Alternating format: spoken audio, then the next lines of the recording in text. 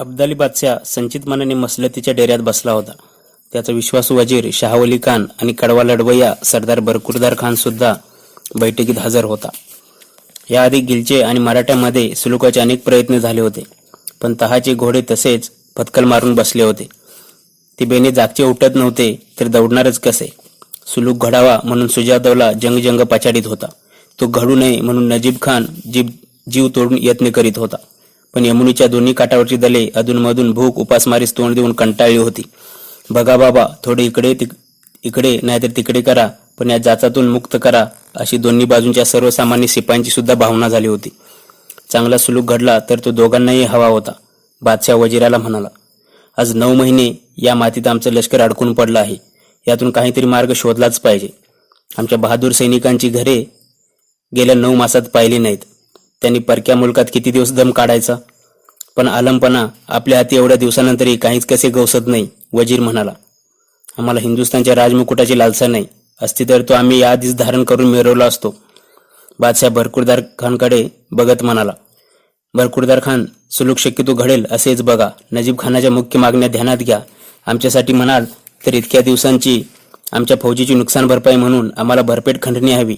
खंडणीसाठी हिंदुस्थानचा मुलूक तोडून कायमची व्यवस्था लागली तर बहुत खूप. जहापणा, सुलुकात काहीतरी निघेल असा आम्हाला विश्वास वाटतो. वजीर म्हणाला, कदाचित सुलूक यशस्वी होईल, पण बरकुरदार एक करा. पुन्हा रोज उठून त्या नजीबाच्या कागळ्या नकोत आणि हिंदुस्थानच्या मातीत त्या दख्खनी मराठ्यांचा नंगानाचही नको.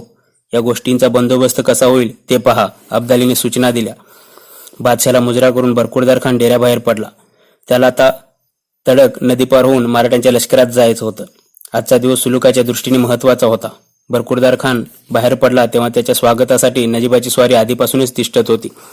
नदी तीरापर्यंत सोडायला येतो असा बहाणा करून नजीब त्याच्याबरोबर बोलत निघाला. बरकुरदाराचीच नियुक्ती या महत्त्वपूर्ण प्रसंगी कशी झाली याची कल्पना त्या बिचाऱ्याला नव्हती. आधी या महत्त्वपूर्ण सुलुकासाठी पोक्त आणि जबाबदारी म्हणून अब्दाली आपल्या वजीराला शाहवलीलाच धाडणार होता. या गोष्टीचा सुगावा लागताच नजीब सेनापती जहानखानाच्या कानाशी लागला. वजीर तर अफगाणिस्तानाकडे लवकर निघूया म्हणून मोंडाळा बांधून सजून बसलेला इसम आहे. तो भलत्या सलत्या अटी मान्य करायचा आणि आजवरच्या साऱ्या कामावर बोळा फिरायचा. जहानखानजी, या माकडांकडे पंजाबकडे तुमचा प्यारा पुत्र मारला. त्यांच्याशी कसला सुलूक करता.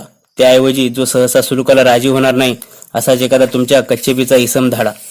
नजीबाचा हा कानमंत्र जहानखानला लागू पडला. त्याने बादशाहकडे बोलणे लावले. सुलूक घडला तर कोणाला नको आहे, पण वाटाघाटीसाठी आपल्या वजीरांना धाडण्याचं कारण काय.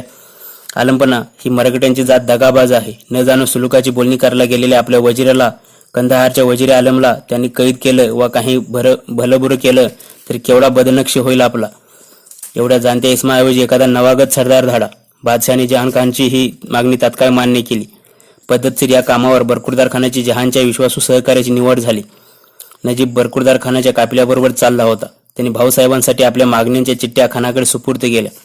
वेळ वखत बघून त्या कशा आणि केव्हा द्यायच्या याच्या सूचना तो खानाला पुन्हा देऊ लागला. बरकुरदार खान हसून म्हणाला, नजीबजी, माझ्याऐवजी सुलुकासाठी तुम्हीच पल्याडच्या लष्करात का जात नाही. मी नजीबुद्दौला आणि मराठ्यांच्या लष्करात. नजीब खो हसून म्हणाला, बरकुरदार, तुम्ही चांगलेच विनोदी दिसता. मी जातो कायमच्या पलीकडे आणि तुम्ही इकडे मजा करा. एकदा मी मराठ्यांच्या हाती लागलो तर युद्धाचा ग्रंथच आटोपला म्हणून समजा. एकतर गेल्या ते सारे मिळून माझी खांडोळी करतील किंवा जातीचे रसिक असतील तर साखळदंडाने बांधून मला दख्खन देशी नेतील. कसला नजीब खान आहे हे लोकांनी बघावे म्हणून पिंजऱ्यात जखडून आम्हाला प्रदर्शनात ठेवतील. दोघेही खो हसले. नजीब हसू आवरीत बरकुरदाराला म्हणाला, सरदारजी, सुलूक घडला तर बरेच, पण तरी सुद्धा कापरांशी हात मिळवणी करणं ही कल्पनाच किती वाईट आहे हो. पांढरे बावटे लावलेल्या नावेत बरकुरदार आणि त्याचे 4 साथी बसले. बघता नाव पलीकडच्या काठाकडे सरकू लागले. सुलूक कसा आणि केव्हा घडतो याची उत्सुकता मराठ्यांच्या लष्करात पसरली होती. पलीकडून वकील आल्यावर स्वतः भाऊसाहेब आपल्या 2 विश्वासू सहकाऱ्यांसमवेत त्यांच्याशी बोलणी करणार होते. सुजाचा वकील देवीदत्त तर मराठ्यांच्या लष्करात 2 महिन्यापासून तळ ठोकून होता. त्याचीही या नव्या घोडामोडींवर बारीक नजर होती. भाऊसाहेब आपल्या मसलतीच्या डेऱ्यात शांतपणे बसले होते. याच ठिकाणी ते अब्दालीच्या वकिलाला भेटणार होते. भाऊसाहेब कोणत्या 2 विश्वासू सहकाऱ्यांना सुलुकाच्या मसलतीस बोलावणार आहेत याची सर्वांना उत्सुकता लागली होती. मल्हारबाबा होळकरांना निरोप गेला. मल्हारबाबा आनंदाने हत्तीसारखे डुलत मसलतीच्या डेऱ्यात आले. होळकरांना पाचारण केल्याची खबर कळताच जनकोजी शिंदे संतप्त झाला. दक्षिणेतून आलेल्या विश्वासराव, महिपतराव, बळवंतराव, समशेर बहादर, नाना पुरंदरे या तरुण रक्ताच्या मंडळींना ही गोष्ट फारशी रुचली नाही. मल्हारबाबा आसनस्थ झाले. त्याने हसत हसत विचारले, भाऊसाहेब, तुमचा एक विश्वासू सहकारी हा आता आला, दुसऱ्याचा अजून पत्ता नाही. त्यांनाही निरोप गेला आहे, येतील ते. कोण बरे ते? आपले इब्राहिम खान गारदी. भाऊसाहेब शांतपणे बोलले. इब्राहिमचे नाव ऐकताच मल्हारबाबा जाम भडकले. संतापाने थरथरत त्यांनी विचारले, तो काळतोंड्या, तो गारदी, तो तुमचा विश्वासू सहकारी? भाऊसाहेब, काय बोलता आहात तुम्ही? होय सुभेदार काका, तो इब्राहिम मला भरवशाचा वाटतो. तो काळतोंड्या साप भरवशाचा आणि आम्ही काय बिनभरवशाचे? सुभेदार काका, तुम्ही अनुभवी मराठी दौलतीचे चढ उतार पाहिलेले, म्हणून तर तुम्हाला या प्रसंगी मार्गदर्शनासाठी पाचारण केलं. मग तुम्ही बेभरवशाचे कसे? भाऊसाहेब, दगडाधोंड्यांवर विश्वास ठेवा, पण गारद्यांच्या जातीवर विश्वास ठेवू नका. गारपिरावर याच जातीच्या त्या मुजफ्फर खानाने तुमच्यावर शस्त्र चालवले असेच ना? मी विसरलो नाही, भाऊसाहेब बोलले. पण का कुणास ठाऊक, प्रथम भेटीपासून हा इब्राहिम मला खूप भरवशाचा आणि इमानी वाटला आहे. आमच्यावर वेळ वकत गुदरली. आम्ही प्रसंगी मृत्यूच्या जबड्यात अडकलो. विशारद दात अंगात घुसले तर ह्या लाखभर सोबत्यामधले किती जण संगतीला उरतील, पण जे उरतील त्यात आघाडीला हा वीर इब्राहिम नक्कीच असेल. एवढा भरवशाचा असेल तर काय आमचे बोलणेच खुंटले. मल्हारबाबा हताश होऊन म्हणाले, भाऊसाहेब, तरी सुद्धा आमचा जीव राहत नाही म्हणून बोलतो. मगाशी तुम्हीच आमच्या अनुभवाचा उल्लेख केलात. तुमच्या पित्याबरोबरच नव्हे तर तुमच्या चुलत्याबरोबर, बाजीराव पेशव्यांबरोबर हिंदुस्थानची सारी राणीमाळे या मल्हारबाबांनी पालती घातली आहे. उन्हा पावसात इकडे हयात गेली आमची. या पिकल्या केसांची लाज राखा आणि आमच्या 4 गोष्टी ऐकत जा. भाऊसाहेब याबाबत काहीच बोलले नाहीत. बाहेर घोडा खिंकाळला. इब्राहिम आल्याची वर्दी मिळाली तसे मल्हारबाबा चूप झाले. हसत मुखानं लवून मुजरा करीत इब्राहिम खान आसनस्थ झाला. सुभेदारांनी दुसरीकडे तोंड केलं. अब्दालीचा वकील यायला अजून थोडा अवकाश होता. तोवर सुजाच्या वकिलाला बोलावू आणि त्याचा होरा पडताळू असे भाऊसाहेब म्हणाले. सांगावा गेला. थोड्याच वेळात देवीदत्त बैठकीत हजर झाला. भाऊसाहेबांनी त्याला नजर फेकीत जेरबंद केले. ते म्हणाले, देवीदत्त, सुजादौला, तुम्ही आम्ही सारे एका हिंदुस्थानच्या मातीतली माणसं. आपल्यातले तंटे बकेडे आपण सोडवू. एकी जागी हजारदा बसू, पण दुराणीसारख्या परक्या घुसखोऱ्याच्या कचेपी आपण का लागता? हुजूर, खरे सांगायचे तर सुलूक घडून येण्यासाठी आमचेच धनी पहिल्यापासून प्रयत्नशील आहेत. मित्र गेल्या 2-3 महिन्यापासूनच या एकाच ध्येयासाठी आपणाकडे मुक्काम ठोकून आहे. पण तरी सुलूक का घडत नाही? पलीकडे तो कळीचा नारद कळकुटा नजीब बसला आहे ना, त्या एका इस्मामुळे घडून येणारे काम बिघडते, साऱ्याचा नाश होतो. आपल्या साधारण मागण्या तरी काय आहेत? हिंदुस्थानची वजिरी आम्हाला हवी अशी नवाबसाहेबांची मागणी आहे. ती तर दोन्हीही बाजूला मान्य आहे. पुढे बोला. भाऊसाहेब हसून म्हणाले, दिल्लीच्या बादशाहीचा बंदोबस्त आमच्या हाती द्यावा असं नवाबसाहेबांना वाटतं. बरं, पुढे? हद्दीचा काही दावा? काही नाही. नजीब खानाच्या मुख्य मागण्या साधारण काय दिसतात? दिल्लीच्या बादशाहीचा बंदोबस्त सुजाकडे किंवा मराठ्यांकडे न जाता तो माझ्याकडेच हवा असा त्याचा आग्रह दिसतो. शिवाय तुम्ही दिल्लीचा परिसर कायमचा सोडून दक्षिण देशी रवाना व्हा ही त्याची मागणी कायम आहेच. वा रे नजीब, भाऊसाहेबांसह सारे हसले. देवीदत्ताने सुजाचे एक गुप्तपत्र भाऊसाहेबांच्या हाती दिले. देवीदत्त म्हणाला, हा महत्वाचा खलिता आहे. तो बैठकीपूर्वीच तुम्हाला लाभावा अशी नवाबसाहेबांची इच्छा होती, म्हणून इथेच सादर करतो तो. भाऊसाहेबांनी लागलीच थैली सोडली. ते खलिता वाचू लागले. भाऊसाहेब, दुर्दैवाने आम्ही या सैतानांच्या जाळ्यात अडकलो आहोत. पण आता बाहेर पडायचे मार्गही कायमचे बंद झाले आहेत. आमच्या लष्कराला नेहमी अपमानाला तोंड द्यावे लागते. काय करायचे? ऋतून पडलो. बाहेर पडायला पाय मोकळे नाहीत. दुर्दैव. भाऊसाहेब, या प्रसंगी महत्वाची इशारत देतो. नजीबाने आपल्याविरुद्ध 4ही देशाला विषयी प्रचाराचा धडाका लावला आहे. आर्थिक आणि राजनीतीचे मुख्य सवाल बाजूला पडू लागले आहेत. लढाईवर जातीद्वेषाची पोटं चढू लागली आहेत. अशा प्रसंगी होता होईल तो सुलूक करणेच बरे. पत्रवाचन संपले. भाऊसाहेब विचारमग्न झाले. तोच बाहेर घोडी खिंकाळली. 2 सेवक खबर घेऊन धापाटाकीत आत आले. श्रीमंत, श्रीमंत. वकील पलीकडच्या काटाला नावेत बसले. वकील लवकरच लष्करात पोहोचतील. भाऊसाहेबांनी इशारा केला. देवीदत्त निघून गेला. मल्हारबाबा, इब्राहिम आणि भाऊसाहेब यांच्या आपसात थोडा वेळ वाटाघाटी झाल्या. सर्व प्रयत्न अब्रू राखून होईल ते करूया या भाऊसाहेबांच्या मतावर दोघांचे एकमत झाले. थोड्याच वेळात मसलतीच्या डेऱ्यात बरकुरदार दाखल झाला. बरकुरदार 20-25ला तरुण दिसला तरी त्याच्या डोळ्यातील तेज आणि हुशारीच्या छटा भाऊसाहेबांनी हेरल्या. प्रथम बरकुरदार खानाने हिऱ्याची मौल्यवान अंगठी अब्दालीतर्फे भाऊसाहेबांना पेश केली. तो म्हणाला, बादशाहाने ही रत्नजडित अंगठी तुम्हाला नजर केली आहे. ही अंगठी करंगलीत राहिली तर ती सदोदित मैत्रीची आणि सलोख्याची याद देईल. बादशाहांच्या रसिकतेवर आम्ही खुश आहोत. कशी तब्येत आहे त्यांची? उत्तम. हुजुरांनाही आरोग्य चिंतले आहे त्यांनी. आभारी आहोत. नजीब साहेबांची तब्येत कशी आहे? भाऊसाहेब म्हणाले, ठणठणीत. त्यांची तब्येत नेहमीच ठणठणीत असते, इतरांच्या तब्येती मात्र ती बिघडवत असतात, इब्राहिम म्हणाला. इब्राहिम खानाच्या विनोदाला मल्हारबाबांसह साऱ्यांनी खो खो हसून दाद दिली. बरकुरदार खानही मनमोकळा हसला. इकडची तिकडची क्षेमकुशलाची भाषा झाली. भाऊसाहेबांनी मुद्द्याला हात घातला. तर काय म्हणतात दुराणी साहेब? ते केव्हाही हिंदुस्थान सोडून जायला तयार आहेत, पण कोणत्या अटी लादून? एक हद्दीचा खंडणीचा सवाल आहेत. शिवाय मुख्यतः नजीब खानाच्या मागण्या विचारात घ्या असा त्यांचा कल आहे. नजीबउद्दौला आणखी काय मागतात आम्हाकडून? त्यांचाच खलिता वाचा ना. बरकुरदार खानाने नजीबाची चिठ्ठी भाऊसाहेबांच्या हवाली केली. मेलेला उंदीर उचलावा तशा तिरस्काराने भाऊसाहेबांनी तो लखोटा उघडला. प्रिय दख्खन दौलत भाऊसाहेब, आपला माझ्यावरचा राग आम्ही जाणून आहोत. या गरीब नजीबा हातून काही गलती घडल्या असतील तर उदार अंतकरणाने त्या माफ करा. तुमच्या शत्रूला मी हिंदुस्थानच्या बाहेर पिटाळून देतो, मात्र त्यासाठी माझ्या हिताच्या 4 थोड्या गोष्टी आपणाकडून कबूल व्हाव्यात. माझी मामलत, माझी जहागिरी, नजीबाबाद, सहारनपूर, शामली हा अंतर्वेद प्रांताचा माझा मुलूक माझ्याकडेच राहावा. दिल्लीच्या पातशाहीचा बंदोबस्त बघण्याचे कष्ट तुम्ही न उचलता, सुजावरही ती जोखीम न देता ती जबाबदारी या बंद्या गुलामावर सोपवा. केवळ आपल्याच आशीर्वादाने मी दिल्लीचा सरंजाम चालवून दाखवेन. वरकर काही अटी खान साहेबांना मी आणि बादशाहने सांगितले आहेत, त्याही मान्य व्हाव्या. भाऊसाहेबांनी खलिता गुंडाळा. बरकुरदाराकडे दृष्टिक्षेप टाकीत ते म्हणाले, बोला. महत्वाची पहिली गोष्ट, कौल करारातल्या ज्या अटी आहेत त्या तुम्हाला मान्य झाल्या तर त्यांचे पालन होईल अशी हमीपत्र मल्हारा होळकरांच्या मुद्रेने नजीब आणि बादशाहला हवीत. ठीक आहे, आमच्यापैकी कोणा एकांवर तरी त्यांचा भरवसा आहे हेही थोडकं नाही, भाऊसाहेब बोलले. आता सांगा तुमच्या वरकड अटी. पहिला महत्वाचा सवाल हद्दीचा आहे. बादशाहाची हद्द कोटवर असावी आणि तुम्हा मराठ्यांची हद्द कोटवर असावी. या मुद्द्यावर गोंधळण्याची काहीच कारण नाही. या बैठकीलाही सुभेदार काका हजर आहेत. जेव्हा आमच्या रघुनाथ दादांनी अटक नदीचे जळ दक्कनी घोड्यानं पाजले तेव्हाच हिंदुस्थानची हद्द झाली. त्याच्या पुढे अफगाणिस्तानच्या बाजूला तुमची हद्द.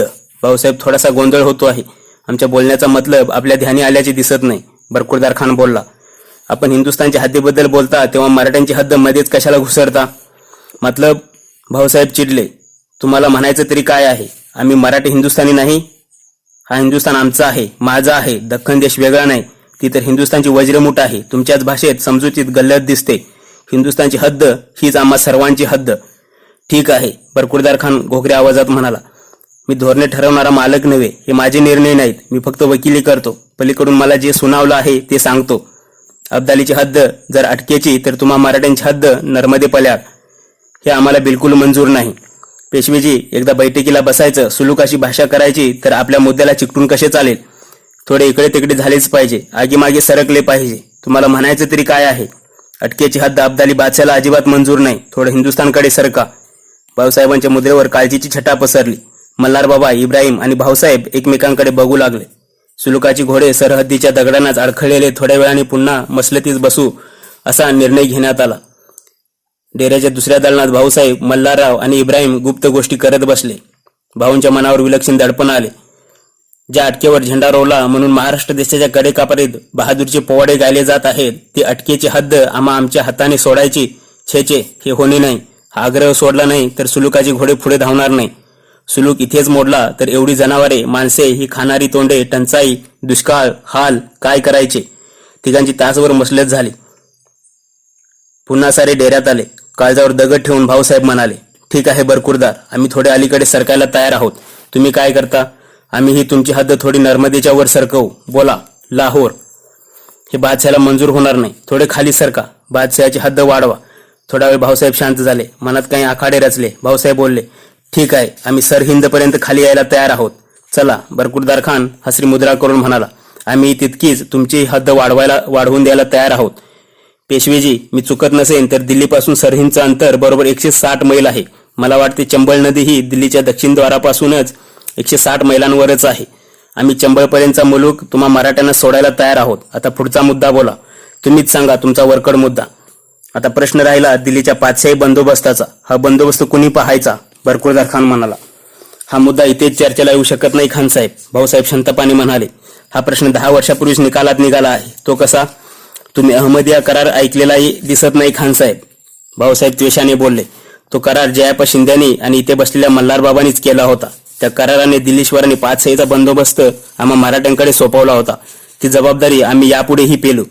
बरे, पाचशाही बंदोबस्ताबद्दल दुराणी बादशाहाचे म्हणणे तरी काय आहे? त्यांच्या मते दिल्लीची बक्षीसगिरी आणि पाचशाही बंदोबस्त नजीबाच्या हाती द्यावा. नाही, हे आम्हाला मंजूर नाही. संतापलेले मल्हारराव आणि इब्राहिम खान ओरडले. पण दिल्लीची चौथाई मराठ्यांना मिळेलच की, बरकुरदार खान म्हणाला. चुलीत घाला तुमची ती चौथाई. भाऊसाहेब उपहासाने म्हणाले. समजा आम्ही त्या तुमच्या अटी घटकावर मान्य केल्या तर बादशाहच्या आणखी काही मागणे? त्यांना सैन्याला खैरात देण्यासाठी मोठी खंडणी हवी. अच्छा, म्हणजे नजीबाचे आणि बादशाहचे दोघांचे लाड पुरवा, माझेही बघा आणि माझ्या बाळ्याचेही बघा, असे म्हणण्यातला हा प्रकार आहे. जा सांगा तुमच्या बादशाहला, या असल्या सुलुकाच्या पत्रावळ्या उकिरड्यावरही फेकण्याच्या लायकीच्या नाहीत. बरकुरदार खानाने खाली मान घातली. बाहेर पडण्याची तयारी करता करता तो म्हणाला. बादशहाना अधिक काही निरोप? त्यांना सांगाच आमचा निरोप. एवढा दुराणी बादशाह, ज्याच्या नावाबद्दल आम्हालाही आदर होता, तो अशा क्षुद्र अटी लादेल याची आम्हाला स्वप्नातही कल्पना नव्हती. जी अटकेची हद्द आमच्या इतिहासाचे गौरवस्थान आहे ती सोडायची. 10 सालामागे केलेला अहमदिया करार मोडून दिल्ली त्या भामट्याच्या हाती द्यायची. या अटी आम्ही मान्य केल्या तर दख्खनच्या मातीतली पोरे सोरे सुद्धा आमच्या तोंडात शेण घालतील. माझ्या फौजेला घासदाणा नाही. माझे खंदेवीर लढवई जनावरे उपाशी मरतायत म्हणून काय ह्या तुमच्या अटी स्वीकारायच्या? माझ्या मातीशी अशी बेईमानी, अशी गद्दारी, अशी दगाबाजी माझ्या हातून तरी घडायची नाही.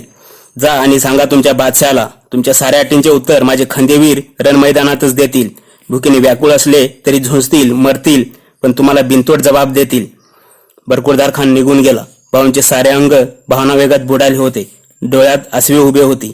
डेऱ्यात बसवेना, ते खासगीकडे निघाले.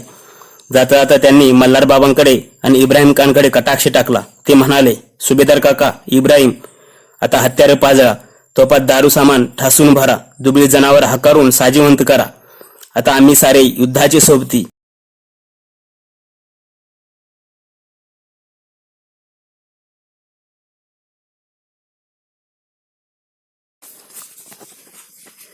लाल किल्ल्यातून लोखंडपारांचा खणखण आवाज ऐकू येत होता. मोती महालापुढे काही राऊतांनी खड्डा धरला होता, तर दिवाणी खास आणि दिवाणी आमच्या मध्यभागी काही स्वार गौंडी बराच वेळ खोदकाम करीत होते. दिल्ली दरवाजातून आत प्रवेश करतानाच एका जागेचा संशय आला म्हणून त्या ठिकाणीही राऊतांचा एक मोठा जत्था खुदाई करू लागला होता. 2.5 महिन्यांमागे मराठे जेव्हा दिल्ली जिंकून शहरात आले तेव्हाच काही लोकांनी दिल्लीच्या किल्ल्यात भरपूर गुप्त खजिना आहे अशी खबर दिली होती. त्यावेळी मराठ्यांनी या गोष्टीकडे कानाडोळा केला होता. पण आता प्रसंग गुदरला. राऊत उपाशी पोटाने जागच्या जागी कोसळू लागले. घोडी गव्हाणीत माना टाकून पडू लागली. लष्कराची वाताहत होऊ लागली. लष्कर गळाले. किल्ल्यातील रुपयाच्या पत्र्यावर कशीबशी महिनाभर गुजराण झाली. आता ऐवज मामलेदाराकडून नाही की कमावीदाराकडून. दक्षिणेच्या वाटेवर अनेक दिवस लष्कर डोळे लावून बसायचे आणि उसाशे सोडायचे. उत्तरेतले सारे दरवाजे बंद झालेले. जनावरे, माणसे भुकेने व्याकुळ झालेली. अशावेळी पाताळातील गूढ संपत्तीची वाट जरी कोणी दाखवली असती तरी मराठ्यांनी तिकडे धाव घेतली असती. लाल किल्ल्यात जागोजाग 3 दिवस खोदकाम सुरू होतं. नजरबंद केलेला कळसूत्री शहाजहान बादशाह आणि त्याचा कबिला मराठ्यांकडे मोठे डोळे करून बघत होता. जनकोजी आणि विश्वासराव इकडे तिकडे भिरभिरत होते. इथं बघा, इथं 2 हात डबरा खोदा अशी सूचना देत फिरत होते. दोघांच्याही पायांना कड झालेले. ज्या उत्साहानं त्यांनी खजिन्याचा शोध सुरू केला तो उत्साह मावळला होता. अंगात अनुरेणूत मरगळ भरू लागली. रावसाहेब, कुठला खजिना आणि कसले जेड जवाहीर, हाताला मातीशिवाय काही लागत नाही, जनकोजी बोलला. एवढ्या मोठ्या पुराने ऐतिहासिक किल्ल्यात जिथे शेकडो वर्ष हिंदुस्थानचं तारू हाकलं गेलं त्या तिथे आता फुटका तुटका मनीही हाती लागू नये. विश्वासराव गंभीरपणे म्हणाले. काय करायचं? काळ कठीण आला. जेव्हा दिल्ली ऐश्वर्यानं खदखदत होती, सोन्याचा दूर माडा हवेलातून बाहेर पडत होता, घराघरात सोन्याच्या अश्रफींच्या टाकसाळी चालू होत्या, तेव्हा मराठ्यांना या सम्राज्ञीचं दर्शनही दुरून घडलं नाही. आता स्मशान घाटाप्रमाणे उजाड भका झालेलं हे अर्धमेलं शहर आपल्या हाती आलं. इथले दारिद्र्य, उपासमार हाल पाहिले की आम्ही दिल्ली जिंकली हे खरेच वाटत नाही. जनकोजी बाबा, आता किती वेळ, किती जागा उकरायच्या ते ठरवून घेतलं पाहिजे. गुप्त खजिना कुठं आहे याचा सुगावा फक्त जनानखान्यातल्या बेगमाकडून लागेल. पण आज जनानखान्यात जाता येत नाही, काही पुसता येत नाही. त्यातून धाडस केलंच तर ते भाऊसाहेबांना आवडणार नाही. याचा अर्थ इथल्या साऱ्या वाटा बंद झाल्या. बरोबर. विश्वासराव आणि जनकोजी सर्वांना इशारा दिला. या स्थितीत खोदकाम थांबलं. मानेचा मणी मोडल्याप्रमाणे जमिनीकडे बघत सारे राऊत बारगीर किल्ल्याबाहेर पडले. दिल्ली दरवाजापर्यंत पोहोचवायलाही किल्लेदार नारोशंकर आले. एवढी शोधाशोध करूनही मोकळ्या हाताने निघालेल्या धन्याला निरोप देताना त्यांचे मन कष्टी झाले. डोळ्यात आसवे उभे राहिले. दिल्लीतले सारे रस्ते, वाटा भकास भयकारी दिसत होत्या. कित्येक घरांच्या कुलूपकड्यांवर आता पूर्ण गंज चढला होता. काळाच्या तांबूस काळपट डोळ्याप्रमाणे कुलपे भासत होती. जे नागरिक दिल्लीत होते ते अन्नाला मोताज झालेले, भनंगासारखे फिरू लागलेले. आता मराठ्यांच्या फौजा समोरून आल्या गेल्याचा त्यांना काही विधिनिषेध राहिला नव्हता. मुख्य शहरपणा ओलांडीत जनकोजी आणि विश्वासराव दिल्ली शहराच्या पश्चिमेकडे चालले. याच दिशेला 3 मैलांवर सीतारामाच्या सराईपासून शालिमार बागेपर्यंत 2-3 मैलांच्या टापूत लष्कर पसरले होते. आता पावसाने थोडी उघडीप दिली होती. यमुनेकाठच्या थंड वाऱ्यात लष्कर ऊब शोधू लागलं होतं. पश्चिम बाजूच्या कुलूपबंद घरांचे दरवाजे काही स्वार तोडीत होते. घरांच्या छपराचे वाशे तुळ्या मोडून लष्कराकडे नेल्या जात होत्या. तेवढीच उभेची सोय झाली. एकदा कुलूप तुटले की स्वार बारगे रेटारेटी करत एकमेकाला ढकलीत आत घुसायचे. आतल्या खोल्यात धुंडाळायचे. बहुतांशी घरात कुठे धान्याचा कण दिसला नाही. जिथे 1.5-2 शेर धान्य सापडले तिथे साऱ्यांना परीस गवसल्याचा आनंद झाला. त्यांनी छावणीकडे न जाता तिथेच गाडग्या मडक्यात अन्न शिजवून अर्ध्या कच्च्या अन्नावर ताव मारला. शालिमार बागेत आणि बागेच्या आसपास मराठा छावणी पसरली होती. बागेतले खाशांचे डेरे फारसे बाहेर दिसत नव्हते. बागेबाहेरच्या अंगाला डेरे राहुट्या पडल्या होत्या.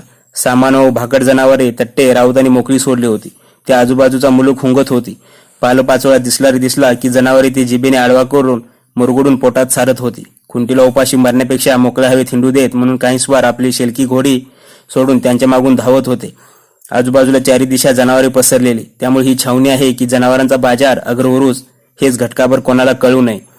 विश्वासरावांना एकाएकी दुर्गंधी आली. त्यांनी नाक हातात दाबून धरले. ओकारी मधल्यामध्ये दाबण्याचा यत्न केला पण ती भडभड बाहेर पडली. डोळे ओले झाले. त्यांनी बाजूला पाहिले तर 50-60 बैल आणि तितक्याच घोड्यांची धडे उघड्यावर पडलेली. तांबडे भडक मासांचे डोंगर दिसू लागले. त्यातूनच फुगून टम झालेली गिदाडे ऐटीत फडफड करीत उडू लागलेली. बसलेली दुर्गंधीचा झटका दाबीत विश्वासराव म्हणाले, जनकोजी बाबा, मेलेली जनावरे जरा दूर टाकायला आपल्या मंडळींचे काय बिघडते? किती टाकायची आणि कुणी टाकायची? जनकोजी कसनोशी मुद्रा करून म्हणाला, आपल्या लष्करात थोडी थोडकी जनावरे मरतात का? एकाला सांगी घालून पाठवले तर दुसरा मुर्दा तयार. आता या घाणीची लष्कराला सवय होऊ लागली आहे. वाटे डेरे राहुट्या लागल्या. मोठ्या सरदारांच्या डेऱ्यापुढे त्यांच्या स्वार राऊत, शागिर्द, पानके, भिस्ती, मांग, भोई, धोबी, मशालजी, माहूत, खिदमतगारांनी गर्दी केलेली. सारे जमिनीवर फतकल मारून बसलेले. काही जण 2 दिवस उपाशी होते. झाडा झुडपांचा पाला आणि पाणी यावर पोटाची आग शांत होत नव्हती. यात्रेकरू स्त्रिया व्याकुळ झाल्या होत्या. तानी नेंती पोरे रडू लागली होती. सारे विजल्या डोळ्यांनी डेऱ्यांकडे बघत होते. कित्येकांचे 2-2 महिन्यांचे पगार थकले होते. इतर वेळी पगार रोजगार मिळाला नसता तर डेऱ्यांना आग लागली असती. भाऊसाहेबांच्या डेऱ्यापुढे मोठमोठे सरदार, दरकदार, धर्मपंडित ठाण मांडून बसलेले. या जीवघेण्या संकटातून काही मार्ग निघेल का याची जो तो वाट बघत होता. विश्वासराव आणि जनकोजी तडक आत गेले. दारावरचे भालदार चोपदार सुद्धा पोटाच्या विवंचनेत अंगाळून बाजूला पडले होते. वर्दी देण्याचे भान त्यांना राहिले नव्हते. इब्राहिम खान आणि मल्हार बाबा भाऊसाहेबांजवळ बसले होते. इब्राहिम सांगत होते, हुजूर, पोटाचा पेट सुटलाच पाहिजे, नाहीतर तोफखान्यासाठी एकही बैल जित्ता राहणार नाही. गजब होईल. भाऊसाहेब, एक वेळ पुरुष माणसांना बाजूला राहू दे, पण फौजीसोबत आलेल्या बाया मुलांच्या पोटाला काही मिळालं पाहिजे. काकासाहेब, शिंदे होळकरांच्या प्रांतातून त्यांच्या सैन्याकरता धान्याच्या गोणी येणार असं आम्ही 2 दिवस ऐकतो आहोत. अद्यापी पत्ता नाही. भाऊसाहेब, आम्ही याच विवंचनेत आहोत. घासदाना कडबा वेळेत आला पाहिजे. एवढे मोठे लष्कर, आपल्या लष्करातील हत्ती, पण ते सुद्धा कसे हललेत बघा. आज आमच्या महालातून रसद आली तर ती साऱ्या फौजेला वाटू. कोर चतकोर सारी मिळून खाऊ. विश्वासराव आणि जनकोजीच्या मुख्या चेहऱ्यांनीच मतलब सांगितला. भाऊसाहेबांनी त्यांच्यावरची नजर दुसरीकडे वळवली. बंजाऱ्यांचा मुखिया सुमेर सिंग त्याच्याकडे ते बघू लागले. काश्मीरी उंच निमुळती टोपी, दिल्लीकडचा सपाता, अंगात लखनवी घोलदार कुर्ता आणि पायांना घट्ट मिठी मारून बसलेली तुमान, अशा सुमेर सिंगाच्या पेहरावात ऐश्वर्य दिसत होते, पण चेहरा पडलेला जाणवत होता. भाऊसाहेब म्हणाले, सुमेर सिंग, आमच्या लष्कराबरोबर 10,000वर बंजारे आहेत. त्यामुळे आम्हाला पोटाची वाण कधी पडणार नाही असे वाटत होते. याआधी पाठीवरून धान्याच्या भरलेल्या गोणी घेऊन येणारे तुमचे बैल बघून मन आनंदून जायचं, पण आपण सुद्धा आता पाय गाळून बसावे. राजाजी, आमच्याकडून काडीची कसूर होणार नाही, सुमेर सिंग बोलला. पण आता वखत बाका आहे. यमुनी पल्ल्याच्या वाटा रोखल्या आहेत. अब्दालीचे आणि आपले मिळून 3 लाखावर लष्कर 4 मास या मुलकात आहे. एवढी जनावरे, खाणारी तोंडे यांना कोठून धान्य पुरवायचं? आजूबाजूचा 5-50 मैलांचा मुलूक बेचिराग झाला. गावे उठली, बाजार बंद पडले, धान्य कुठेच गवसत नाही. सुमेर सिंग, तुमच्या तोंडी हा नन्नाचा पाडा शोभत नाही. दादासाहेबांच्या मोहिमांपासून मराठ्यांच्या मुलकाचे तुम्ही अन्नदाते ठरला आहात. राजाजी, मुझे गलत मत समजे, सुमेर सिंग म्हणाला. दादासाहेबांच्या काळात एवढी पैशाची वानवान असायची. काळही असा पडला नव्हता. आज 2.5 पायलीची धारण महागाई आहे. याआधी आणलेल्या रसदेचे आमचे 2 महिन्यांचे पैसे चुकते झाले नाहीत. एवढं लांबून लांबून गोणे आणणे आम्हाला परवडत नाही. तरीही कोशिश करतो तर वेळेत पैसा नाही. आपले लष्कर जगवताना राजाजी आमचे बेडेही जिवंत राहिले पाहिजेत ना. ठीक आहे सुमेर सिंग, आपण आपलं काम थांबू. काम थांबवू नका, पैशाची व्यवस्था 2 दिवसात करू, भाऊसाहेब बोलले. पेंढऱ्यांचा मुखिया मजबर खान पेंढारीही भाऊसाहेबांपाशी बोलण्याच्या मिशाने बराच वेळ ताटकळत बसला होता. मल्हारबाबांना अनेक दिवस त्यांनी धनधान्याचा पुरवठा केला होता. पेंढऱ्यांची फौज बरीच होळकरशाही लष्कराशी रुळलेली होती. मजबर खानाला भाऊसाहेबांनी विचारलं, मजबर, तुमची पेंढारी फौज म्हणजे हर संकटाशी सामना करण्यात वाकबगार, भरल्या नदीत नावांचा पूल बांधून धनधान्य ओढून आणणारी आपली जात, आता या समरप्रसंगी आपण मागे का? राजाजी, आपल्या मराठी फौजांना घासदाणा पुरवता आमच्या घोड्यांच्या, तट्टांच्या, गाढवांच्या पाठी यादी वाकून गेल्या होत्या. पण आता काळ वाईट आहे. लांब लांब पल्ले मारावे लागतात. तेव्हा कुठं थोडंसं धान्य पदरी पडतं. तरीही फौजांची शक्यतो आबाळ न होईल अशीच कोशिश आम्ही करू. आणखी काही? और कुछ नाही राजाजी, बस चंदा पाहिजे. लवकरात लवकर व्यवस्था करू. निर्धास्त अशा अर्थाने भाऊसाहेबांनी मान डोलावली. सुमेरसिंग पाठोपाठ मजबर खान निघून गेला. भाऊसाहेब चिंतागती होऊन बसलेले. तोंडातून शब्द फुटेना. त्यांच्या अबुल मुद्रेकडे काळजीच्या सुरात मल्हारबाबा बघू लागलेले. विश्वासराव आणि जनकोजी ही जेवामर्द जोडी भांबावून गेलेली. मल्हारबाबा म्हणाले, भाऊसाहेब, आजवर इतक्या लढाया चढाया बघितल्या, पण अशी बुरी वेळ कोणावरही आलेली नसेल. सरदारांच्या स्त्रिया सुद्धा एका वेळेला जेवू लागल्या आहेत. विश्वासराव म्हणाले, काकासाहेब, काल मेहेंदळांच्या लक्ष्मीकाकींनी दागिने मोडले तेव्हा त्यांना शिदा प्राप्त झाला. भाऊसाहेबांनी विश्वासरावांकडे चमकून बघितले. त्यांची मुद्रा काळी पडली. मल्हारबाबा म्हणाले, आपल्या दौलतीच्या वकिलांना, बापू हिंगण्यांना बोलवा की भाऊसाहेब, आजवर मांडीखाली ऐवजाच्या खोगिरी दाबल्या, इथे जंतर मंतरजवळ महाल बांधला, इतका पैसा कुठून उभारला. अंतर्वेदीतली काही महाल आहेत त्यांच्याकडे. फडाकडून त्यांच्याकडे बाकी राहिल्याची कुरकुर केली जाते. अशा प्रसंगी बोलवा त्यांना. कानपिळा आणि द्रव्य काढा. काकासाहेब, नको त्यांची तोंडे पाहणी जीवावर येते, पण तुम्ही म्हणताच तर बोलावू त्यांना. महिपत त्वरीने हुकूम धाडा, भाऊसाहेब म्हणाले. हिंगण्यांना निरोप गेला. मल्हारबाबा म्हणाले, भाऊसाहेब, ही भुकेली फौज बघितली की जाटाची याद येते. जाटाला आपण खटा करायला नको होता. त्याची मर्जी. सांभाळण्याचा आम्ही खूप प्रयत्न केला, पण सुभेदार काका जे कौल करार करायचे, आनाबाका घ्यायच्या, त्या आबूर राखूनच घ्यायला हव्यात. स्वाभिमान सोडून बोटचेपणा करणं आमच्या स्वभावात नाही. जाट आमच्याकडे राहावा म्हणून अखेरपर्यंत यत्न केला ना आम्ही. जाटाला वश करण्याचा यत्न सुजाकडून अब्दालीने चालवल्याच्या वार्ता आहेत. विश्वासराव बोलले. तो तिकडे झुकणार नाही याची आम्हाला ठाम खात्री आहे. त्याची सहानुभूती आम्हालाच राहील. जाट तो आपलाच आहे, भाऊसाहेब म्हणाले. मग तो रसद का पुरवत नाही? विश्वासराव बोलले. रावसाहेब, आपला वखतच बुरा आहे. घर फिरले की घराशी वासे फिरतात. आम्ही अब्दाली मारला की मग जाटाला सोडणार नाही अशा कागाया आमच्यातल्याच कोणी त्याच्याकडे केल्या आहेत. त्यामुळेच तो अंतरावर राहिला आहे. राजपुतानाच्या अंगाला दौड करून शमशेर बहादर, दमाजी गायकवाड, मानाजी पायगुडे आले. सर्वजण भाऊसाहेबांच्या समोर येऊन बसले. भाऊसाहेबांनी शांतपणे विचारले, काही ऐवज गवसला? भाऊसाहेब, 50-60 कोसांच्या अंतरावर काळ पडला आहे. गावे उठली. गावांना आणि आमचा दोघांचा त्रास. घराघरात कणगी रिकाम्या पडल्या आहेत. खंगली म्हातारी कोतरे माणसे गावातून दिसतात. ती कंदमुळावर जगतात. अंगावरच्या मळकट कपड्यांशिवाय त्यांच्याकडे दुसरं काही नाही. पार राजपुतानाच्या हद्दीला 4 गावात धनधान्य हाती लागलं. हजारभर पोती गवसली. शमशेर बहादर म्हणाले. एवढ्याने लाखभर माणसाचं काय होणार? मल्हारबाबा बोलले. चला, हेही थोडकं नाही. भाऊसाहेब बोलले. शमशेर, आता इथे थांबू नका. आणलेली पोती स्त्रियांना, मुलांना वाटा. पुरुष माणसांना कण देऊ नका. शमशेर बहादर वाटपासाठी बाहेर गेले. भाऊसाहेबांना एकदम गोविंदपंतांची आठवण झाली. त्यांनी तिथे चौरंगावर कागद ठेवून पंतांना खलिता लिहायला घेतला. रक्ताच्या कणाकणातली वेदना बोरूद्वारे बाहेर पडू लागली. कर्तव्यपूर्ती न केल्याबद्दलचा संताप पाजरू लागला. चाकरी करून दाखवायचा प्रसंग आला असता आपण असे स्वस्त का? तुम्ही आणि गोपाळराव बर्वे स्वरूपच्या घाटाजवळ जा. तिकडे फौज जमा करा. फैजुल्ला खान, सादुल्ला खान आदी रोहिले सरदारांना अब्दालीने पर्जन्यकाळी ताजेतवाने करण्यासाठी आपापल्या मुलकात धाडले आहे. आता पर्जन्य हटत चालला आहे. सारे पठाण परततील. एक जागा होतील. त्याआधी त्यांना गाठून मारा. गिलच्याला कधी फाडून खाईन असे झाले आहे. पण मध्ये यमुना आडवी, ती ठाव देत नाही. तुम्ही सारे मिळून रोहिल्यांच्या आणि सुजाच्या मुलकात फिसाद घडवा. तिकडून अब्दालीला येणारी रसद मारा. गावे लुटा. त्वरेने सौरभच्या घाटाजवळ दाखल व्हा. विलंब नको. अंतर्वेद आणि गंगापारचा मुलक लुटीत जा. पंत, नका थांबू. हर गावात आणि रस्त्यात दहशत बसवा. यासाठी जरूर तर गनिमी काव्याने शत्रू जेरीस आणा. इकडे काही पिकले नाही, तिकडे तरी पिकवा. आता लावणीचा वखत जवळ येत चालला आहे, पण तुमची रयत लावणी करत नाही अशा दुर्दैवी खबरा येत आहेत. हातीडा आणखी किती दिवस पडणार हे सांगवत नाही. जर रयतेने पेरले नाही तर उगवणार काय? न उगवले तर खायचे काय? जरूर तर रयतेला तगाई द्या. चांगला पेर घडवा. तुम्ही एवढ्या मोठ्या मामलतीचे मामलेदार, पण तुमच्याने काही घडत नाही. याआधी दौलतीची इतकी सेवा केली, आता स्वस्त का? इकडे द्रव्याची निकड असता लटके बहाणे करू नका, ऐवज धाडा, पण ती किमान 10-15 लाख त्वरित धाडा. तुम्ही महालकरी असला तरी तुमची फौज सरदारासारखी आहे. उठा, पेटा, रसद लुटा, पंत थांबू नका. खिलता घेऊन सांडणी निघून गेली. बाहेर बापू हिंगणे आल्याची खबर मिळाली. हिंगणे आत यायला मागेनात.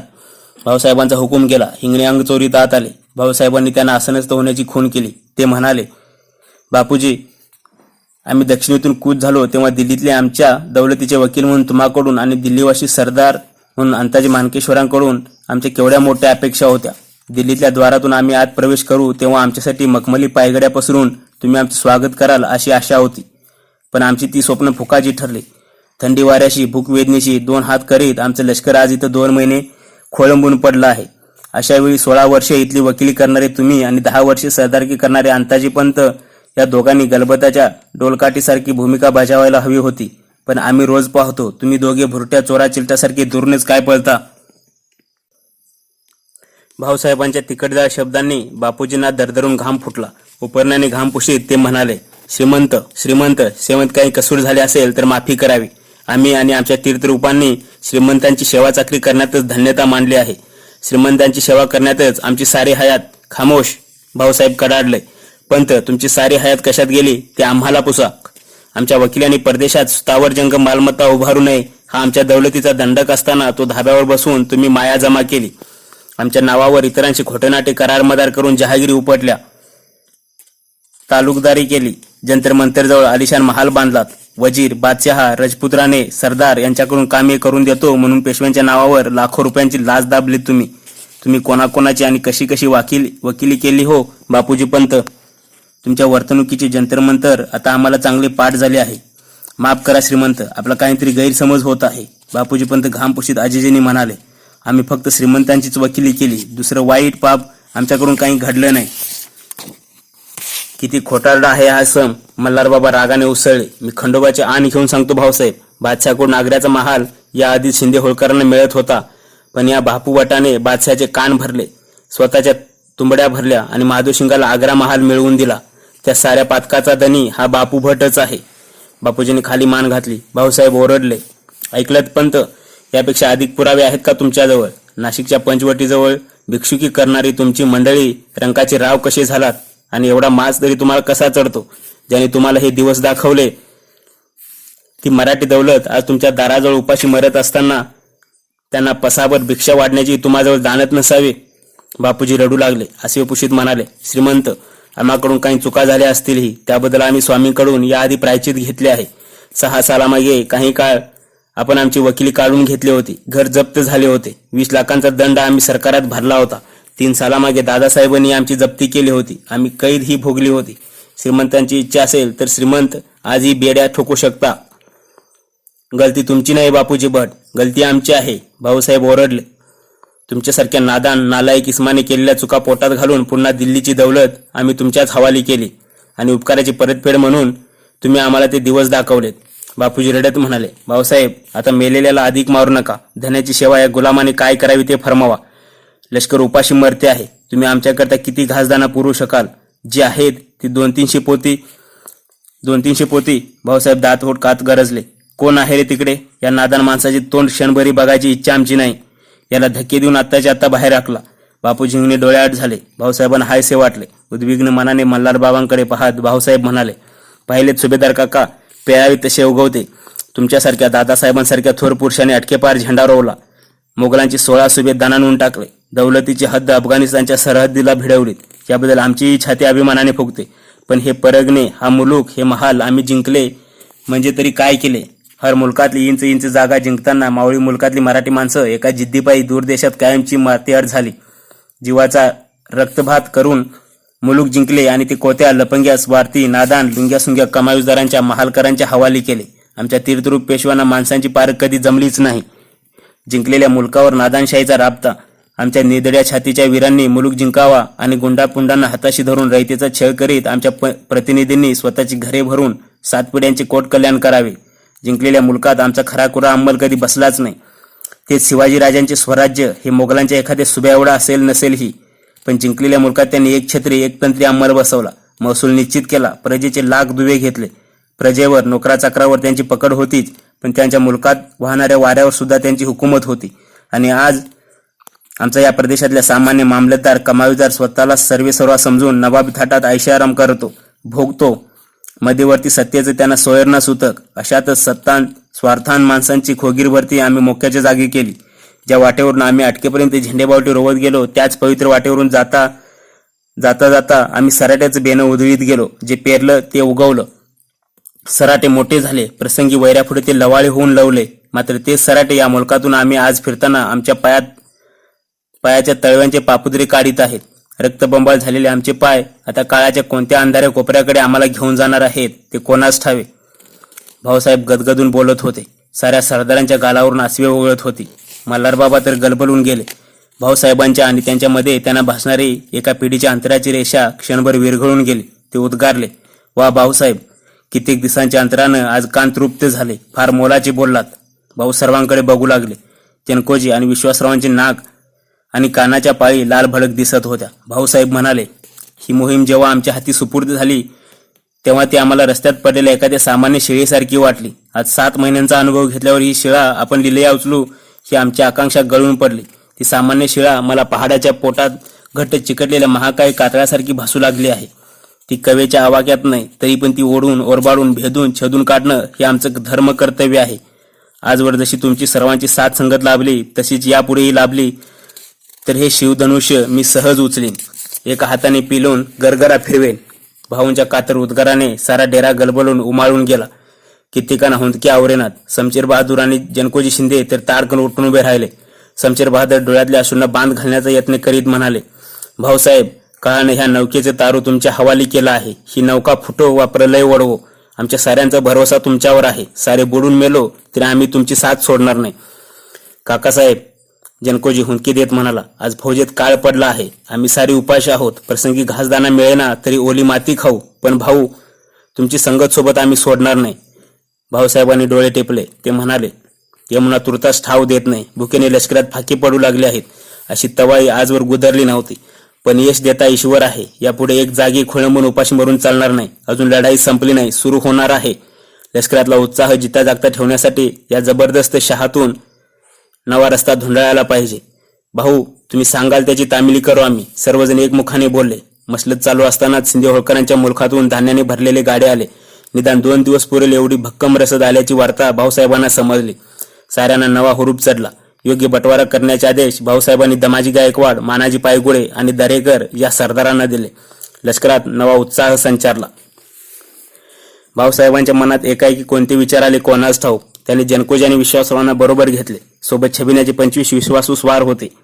भाऊसाहेबांचा चंद्रसेन फौजेचा तळ तुडवत पूर्व दिशेला निघाला. शालिमार बाग आता बेंगरूळ दिसू लागली होती. लाखभर माणसांच्या आणि 30-40 हजारावर जनावरांच्या इतक्या दिवसांच्या राहणीने तिचे रूप पालटले होते. झाडांना पाणी राहिली नव्हती. जिथून रातराणी सब्जाचा वास घुमायचा तिथूनच शेणामुताचा वास दरवळत होता. झाडांच्या फांद्या वाकून मोडून गेलेल्या, वेली मुळापासून उपटलेल्या, बागेतल्या जांभ्या दगडांच्या लाल इमारती फिक्या पडलेल्या. याआधी पोटाच्या हालाने तर आसमंत अगदीच रखरखीत वाटत होता. पण शिंदे होळकरांच्या मुलकातून आता गाड्या आल्याने बागेत नवजीवन खेळू लागले. ठिकठिकाणी चुले पेटू लागल्या होत्या. धूर ओकू लागल्या होत्या. जिथे गाडे सुटले तिथे शिद्यासाठी रांगा लागल्या होत्या. आलेले धान्य संपते की काय या भावनेनं जो तो पुढे सरकत होता. रेटारेटी हुल्लड माजत होती. घोड्यांचा तापा छावणीबाहेर पडला. विश्वासरावांनी विचारलं, काकासाहेब, कोणीकडे जायचं? बुराडी घाटाकडं जनकोजी आश्चर्याने विचारलं. हो, भाऊसाहेब शांतपणे बोलले. 7-8 कोस मजल मारून घोडी पुढे आली. उंच टेकाडावर सारी घोडी थबकली. स्वार घोडी समोर पसरलेल्या यमुनेच्या विस्तीर्ण पात्राकडे टकामका बघू लागले. जणू समुद्रच फुटून वाहत चालला होता. सूर्य कळू लागला होता. मावळतीच्या किरणात यमुनेचं तांबूस पाणी गडद तांबडं दिसत होतं. दूर क्षितिजावर काळे पांढुरके ढग गोळा झाले होते. धारा गळत होत्या. जसा बुराडी घाट जवळ येऊ लागला तसं भाऊसाहेबांचं मन भिजून ओलचिंबू होऊ लागलं. जनकोजीने घोडा थांबवला. तो म्हणाला, काकासाहेब, हीच ती जागा. याच जागेवर आमचा लष्करी तळ पडला होता. जसा भोईट्यांच्या फौजेला गिलच्या भिडला तसे दत्ताजी काका इथूनच रणभूमीवर झपावले. कुठे आहे ती रणभूमी? ती काय सारी पाण्याआड बुडाली आहे. ओलाचिंब जनकोजी घोंगावत्या पात्राकडे बोट दाखवीत म्हणाला. भाऊसाहेबांची नजर भिरभिरू लागली. त्यांनी लष्कराचा तळ डोळे भरून पाहिला. नदीच्या पात्राकडे जाताना घोडा सावकाश चालू लागला. पाय जड झाले. यमुना तरी भाऊसाहेब पोहोचले. सूर्य क्षितिजाड झाला. पात्रात अंधार उगवू लागला. आसमंत साऱ्या दश दिशा अंधारल्या. काळ्या करवंदागत झाल्या. काठावर चंद्रसेन उभा करून भाऊसाहेब पाय उतार झाले. नदीच्या खळाळत्या पाण्यात रो रो आवाज ऐकू येत होता. अंधार साचल्यावर जरा जर शांत झाले तसा रो रो आवाज वाढला. वाऱ्यानं वेग धरला. थडथड फडफड करीत वारा वाहू लागला. या घोंगावत्या वातावरणातच दत्ताजीच आपल्या शेजारी उभा राहून पात्राचा अंदाज घेतो आहे. परिसर निहाळतो आहे. तो नदी न देईना का ठाव, पण हा बहादर या काळ वाऱ्यावर स्वार होऊन पलीकडच्या काठी जाऊ. संताजी घोरपड्यांसारखे डेऱ्यांची सुवर्ण कळस कापू आणि येता येता बगलेत कोंबडी दाबावी तशी नजीबाची मुंडी दाबून आणू म्हणतो. वा रे दोस्ता, किती दिवसाने भेटतो आहेस तू, आणि सर्वांगावर तुझ्या रक्ताचे डाग कुठले. दोस्ता दोस्ता भाऊ काका. या जनकोजीच्या शब्दाबरोबर भाऊसाहेब भानावर आले. त्यांनी चमकून जनकोजीकडे पाहिलं. काकासाहेब, चला इथून लवकर, मला इथं भीती वाटते काकासाहेब. घामाने थबथबलेला जनकोजी बोलला. कशाला घाबरतो जनकोबा. भाऊसाहेब किंचित हसून बोलले. सामान्य क्षुद्र जीव मेले की त्यांची भूते होतात. थोर हुतात्मे अहेय जीवन घेऊन जन्माला येतात. हुतात्मे शूरवीरांची अनंतकाळ संगत सोबत करतात. असल्या स्थळांना भेटी देऊन पावन व्हायचं. इथं भीती कसली. अंधारातून नदीकाठ तुडवता तुडवता भाऊसाहेबांच्या सपाटा चिखलातून भिजून राड झाल्या. आधी जड झालेल्या मनाला वाहना जड वाटेनात. ते तसेच कितीतरी वेळ भटकत राहिले. एकाएकी कसल्याशा जाड धातूला तटून त्यांचा पाय अडकळला. चिखलात अडकलेली कुठलीशी गोलाकार वस्तू त्यांनी बाहेर काढली. अगदी छोट्याशा तोप्याचे चाक होते ते. माझ्या दत्ताजीच्या फौजेतीलच दिसते हे. भाऊसाहेबांनी तो ऐवज इतर स्वरांच्या हाती सुपूर्द केला. काठावरून फिरणे चालूच राहिले. मुजेपर खानाने भाऊवर गारपिराजवळ शस्त्र चालवले तेव्हा आलेले दत्ताजीचे पत्र आणि त्या पत्रातील ओल्या ओळींची भाऊसाहेबांना याद येऊ लागली. चालता चालता त्यांनी विचारले, जनकोजी, दत्ताजी नेमके कुठे पडले. मी आधीच मूर्छित झालो होतो भाऊ काका. आमचे काकासाहेब कुठे पावन झाले ती जागा मला माहीत होणे इतका मी पुण्यवान नाही. पण तुम्ही सांगता ती ओढ्याची तोंडे, त्या तिथल्या 11 घळ्या, ती शेरणीची बेटे, साऱ्या गोष्टी पाण्याआड झाल्या. त्यावरून प्रवाह वाहतो आहे. त्या शांत नितळ आसमंतात भाऊसाहेबांच्या मनात नाना शंका डोकावू लागल्या. इथेच कोठे काठावर माझ्या बहादूर दत्ताजीच्या देहाला मंत्राग्नी दिला असेल. कुठे असेल ती जागा. भाऊसाहेब खाली वाकले. त्यांनी पायतळीची ओली माती उचलली. तीच मूठ नाकाला लावून हुंगली. भाऊ मातीवर हळूवार हात फिरवू लागले. जखमी दत्ताजीची पाठ थरथरू लागली. दोस्ता, अंगावर किती जखमांचं ओझं पेलतोस रे. भाऊसाहेबांनी मातीत अंगठा बुडवून मळवट भरला. दुसऱ्याची गाठ ढिली केली. त्यात मुठभर माती बांधली. उगाचच मनाला वाटले एखादा रक्षेचा कण इथे ना तिथे सापडेल. भाऊसाहेबांनी 2-4 जागेवरची माती उचलली. इथे का तिथे, इथे मूठ भरू की तिथे भरू. भाऊसाहेबांच्या काळजात कालवा कालव झाली. ते साऱ्या आसमंताकडे सैरबैर होऊन बघू लागले. उगाच वेड्यासारखे एखाद्या ठिकाणी एखाद्या जागी आपण दत्ताजीला बंदिस्त करत आहोत. दत्ताजी इथे तिथे, त्या पाण्यात, त्या अंधार डोहात, साऱ्या आसमंतात, उभ्या विश्वात भरून गेला आहे. अंधारातून घोडी दिल्लीकडे धावू लागली. वाहता वारा दौडीने जास्त घोंगावल्यासारखा करू लागला. वाऱ्याच्या बिरबिरीतून दूर कुठल्या तरी आटिंग्या दरीतून खोल आवाजातल्या हका येऊ लागल्या. भाऊ भाऊ भाऊ राया. भाऊसाहेबांच्या सर्वांगातून वीज चमकून गेली. ते वाऱ्याच्या माध्यमाने दत्ताजीशी बोलू लागले. घोडा उडवता उडवता म्हणू लागले, दत्ताजी, दत्ता दत्ता, दिल्लीच्या रक्षणासाठी तू जान कुर्बान केलीस. दोस्ता, तुझे रक्त मी वाया जाऊ देणार नाही रे. बहादुरा, रुसू नको. तुझ्या पायावर रक्ताचं शिंपण घालण्यासाठी गिलच्यांची मुंडी छाटून आणीन. येईन तुझ्या भेटीला. लवकर येईन मर्द मराठ्या. नजीबाने आपल्या डेऱ्यात अंतर्वेदीच्या गावागावातील मदरसांचे मुल्ला मौलवी, काजी, जाकीर, इमाम असे धर्मपंडित, धर्मनायक गोळा केले होते. कडवट रानपाला गिळल्यासारखी नजीबाची मुद्रा दिसत होती. डेऱ्याच्या खिडकीतून यमुने पल्याडची दिल्ली स्पष्ट दिसत होती. तिकडे डोळे विस्पारून नजीब बोलत होता. तर बिरादरीला आम्ही आमचा शेवटचा इशारा देत आहोत. या वैऱ्यांच्या रात्री आहेत. जागे रहा मेरे प्यारे भाई, जागो. इस्लाम खतरे में है. कापरांना हिंदुस्थानातून इस्लामची सारी चिन्हे नाहीशी करायची आहेत. यासाठी शेकडो वर्षे दिल्लीची इज्जत आणि नाज वाढवणारे बादशाहचे सिंहासन त्या दुष्ट दक्कनी सदाशिवाने फोडले. या अल्ला, तोबा तोबा. 4-6 मौलवी ओरडून विचारू लागले, काय म्हणता? दिल्लीचे सिंहासन फोडले? नुसते फोडले नाही, तोडले, मोडले, त्याची संपूर्ण राख रांगोळी केली. सदगदलेला नजीब म्हणाला, सुरुवातीला कापरांपैकी सिंहासनाला हात घालण्याची कोणाला छाती होईना, तर तो कापर सदाशिव लोहाराचं घन घेऊन पुढे झाला. दिल्लीचे काही इज्जतदार आदमी धावले, त्यांच्या हातापाया पडू लागले. तशी गैरबात करू नका म्हणून विनवू लागले, पण तो दगाबाज आदमी कोणाचे ऐकेल तर ना. त्याने हा असा घन उचलला आणि दे दनादन घाव घालून सिंहासनाची भकले केले. नजीबाने सांगितलेली कथा ऐकून साऱ्यांना अति दुःख झाले. डोईवरची बत्ती काढून नजीबाने ती बाजूला ठेवली. केसातून बोटे फिरवली. पिंजरलेल्या केसांना दिल्लीकडे बघत नजीब म्हणाला, दोस्तांनो, इथून दिसणारी हजारो वर्षाचा इस्लामचा वारसा सांगणारी ती पवित्र जामा मशीद एकदा अखेरची बघून घ्या. मतलब सारे ओरडले. हो, कारण 4 दिवसात ती मशीद दिसणार नाही, ती जमीन दिसत होणार. नजीबाच्या तोंडून हे वाक्य बाहेर पडताच सारे धर्मपंडित रागाने बेभान झाले. संतापाने त्यांच्या अंतकरणी पोळू लागली. ते ओरडले, ती पवित्र मशीद तोडणारे कोण कापर आहेत, त्यांचे नाव सांगा. त्यांना आम्ही क्षणार्धात जहन्नममध्ये पाठवू. त्यांच्या नरड्या फोडून आम्ही रक्त पिऊ. साऱ्यांना शांत होण्याचा इशारा करीत नजीब म्हणाला, दोस्तहो, थांबा, सांगतो. आधी माझ्या एका सवालाचा जबाब द्या. त्या कापराचे नाव सदाशिव आहे. हिंदू धर्मानुसार सदाशिव या शब्दाचा मतलब काय? शंकर, भगवान शंकर, एक मुल्ला म्हणाले. बरोबर, शंकर, जटाधारी शंकर, पापी हिंदूंचा तो देव. नजीब सांगू लागला, आपले नाव सदाशिव असल्यामुळे आपण शंकराचा अवतार आहोत असे तो लुच्चा सदाशिव भाऊ स्वतःला म्हणून घेतो. म्हणूनच त्याने तो घाणेरडा बेलभंडार उचलून शपथ खाल्ली आहे, हिंदुस्थानच्या मातीत एकही मशीद शिल्लक ठेवणार नाही. त्या जागी तो शंकरांच्या पिंडी रोवणार आहे, देवळे बांधणार आहे. त्यामा मशिदीच्या जागी तर तो काशीच्या देवळापेक्षाही मोठे देऊळ बांधणार आहे.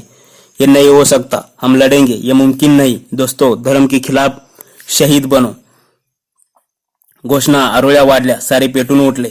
त्यांना शांत करीत नजीब म्हणाला, दोस्तों, असा वखत याआधी इस्लामच्या आयुष्यात आला नव्हता. त्या पापी भाऊने निजपणाचा कळस गाठला. त्या आदमाने निजामुद्दीनच्या दर्ग्यातील महम्मद शहाच्या समाधीवरील सोन्या चांदीची उपकरणे लांबवली, समयासुद्धा पळवल्या. याहीपेक्षा एक भयंकर बातमी मी तुम्हाला ऐकवणार आहे.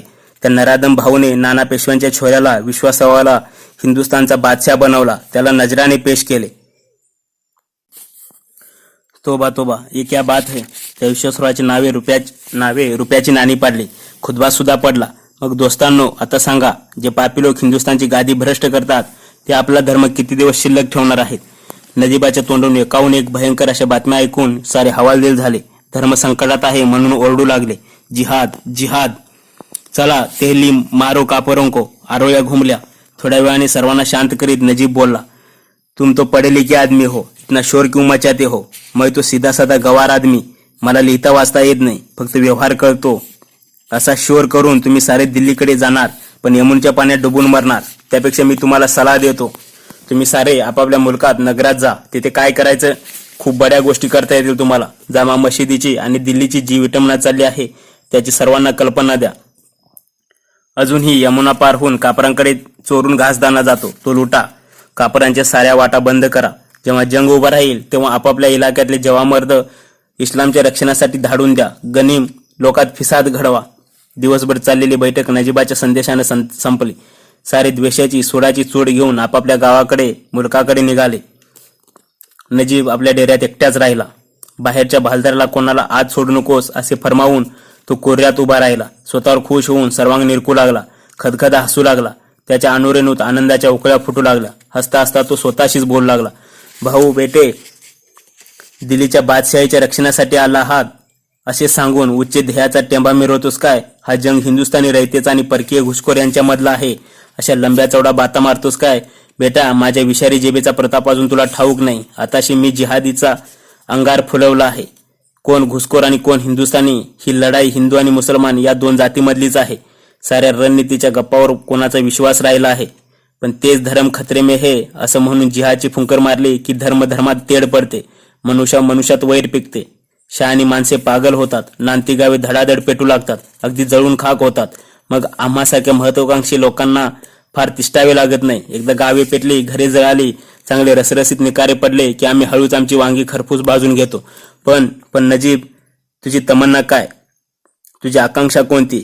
यूं चुप बेटे, मेरे नजीब, थोडासा गम खा. चकार शब्द काढू नकोस, वाऱ्यालाही कान असतात. स्वप्नात घडलेल्या नजीबाला भालदारांच्या हक्काने जाग आली.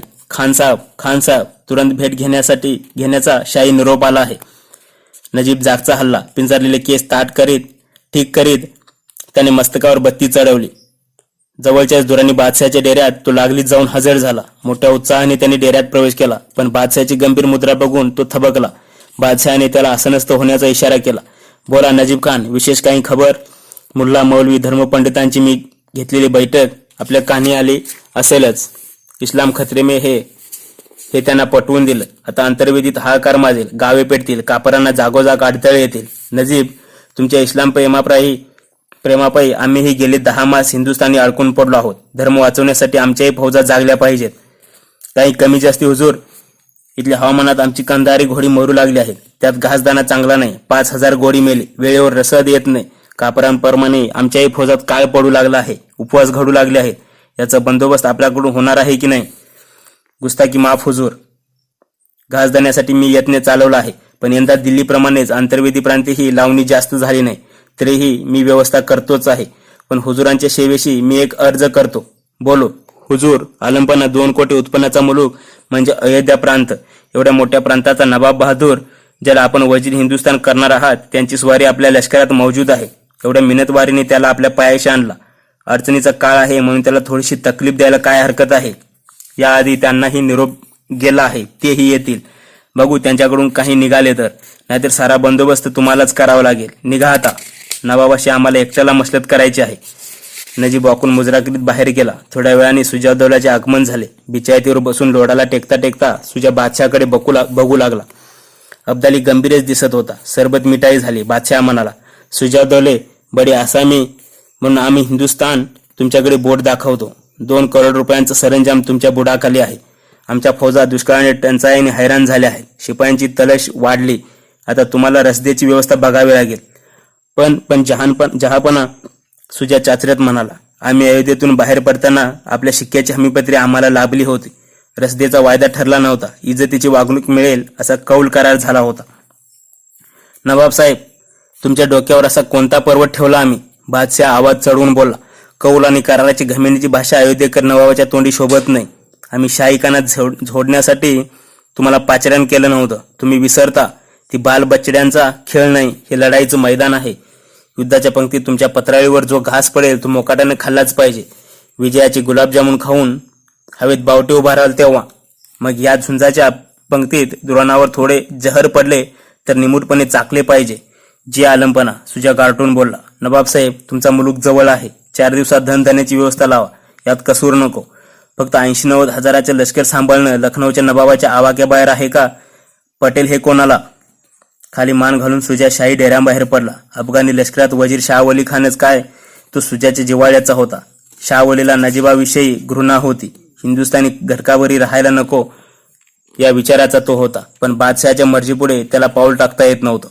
बादशहाच्या धमकीने हबकून गेलेला, दिली वचने नजीबाने मोडल्याबद्दल संतापलेला आणि गळात मासा अडकून तडपडावा तसा अडकलेला सुजा शाहवली खानाकडे गेला. रडक्या सुरात त्याने सारी कर्मकहाणी वजीराला ऐकवली.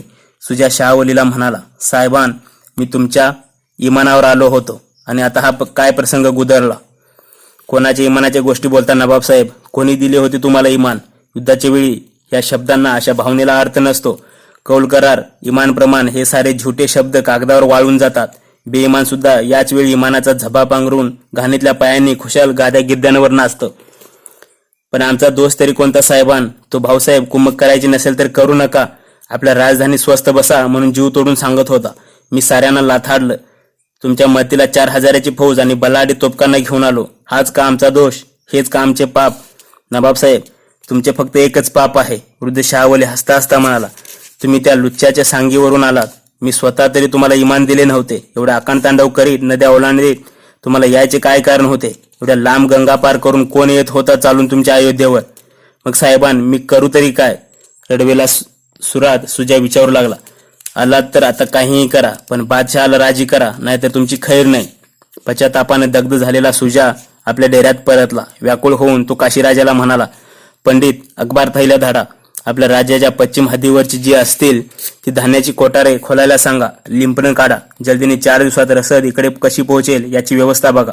नवाबसाहेब, सरदार अनुपगिरी चमकला. होय अनुपगिरी, डबडबलेले डोळे पुशीत सुजा म्हणाला. आमच्या मासाहेब, तो भाऊसाहेब, सारे सरदार प्रजाजन विनवण्या करीत तुम्ही जाऊ नका म्हणून सांगत होते. साऱ्यानं मी लाथाडलं आणि नजीबाच्या लगामी लागलो. अब्दालीच्या सोनेरी पिंजऱ्यात अडकलो. आपल्याच हाताने उरावर धोंडा पाडून घेतला. आता भार सोसेना, इकडे तिकडे सरकता येईना. असं कोणाला सांगायचं, काय सांगायचं.